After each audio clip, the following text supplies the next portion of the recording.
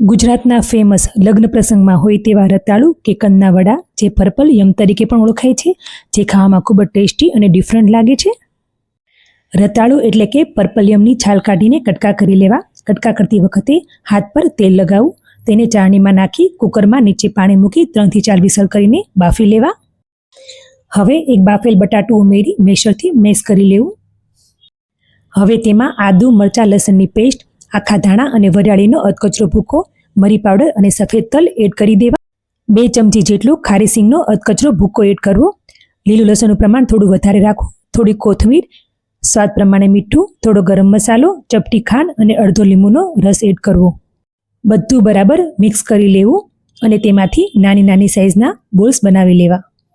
હવે વડાના બહારનું લેયર માટેનું બેટર બનાવી લઈએ. તો બાઉલમાં ચણાનો લોટ, ચોખાનો લોટ, મીઠું, મરી પાવડર નાખીને મિક્સ કરી લેવું. પછી તેમાં થોડું થોડું પાણી એડ કરતા જવું, જેથી બેટરમાં લમ્સ ન રહે. હવે બેટરને કન્ટિન્યુઅસલી 2 મિનિટ માટે ફીણી લેવું, જેથી બેટર એકદમ ફ્લફી બને. હવે તેમાં ચપટી સોડા અને થોડું તેલ એડ કરીને ફરીથી એકવાર ફીણી લેવું. સોડા અને તેલ યુઝ કરવાથી વડા બિલકુલ તેલ નહીં પીવે.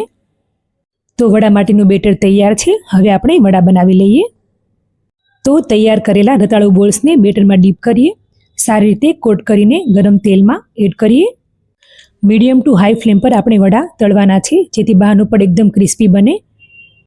રતાળુના વડા ખાસ કરીને લગ્ન પ્રસંગમાં ખૂબ જ જોવા મળે છે. એકદમ ટેસ્ટી અને સ્વાદમાં પણ એકદમ ડિફરન્ટ લાગે છે. ઘરે એકવાર ચોક્કસથી ટ્રાય કરજો. અને હા, રેસીપી કેવી લાગી તે મને કમેન્ટ સેક્શનમાં જરૂરથી જણાવજો. Enjoy. Follow for more recipes.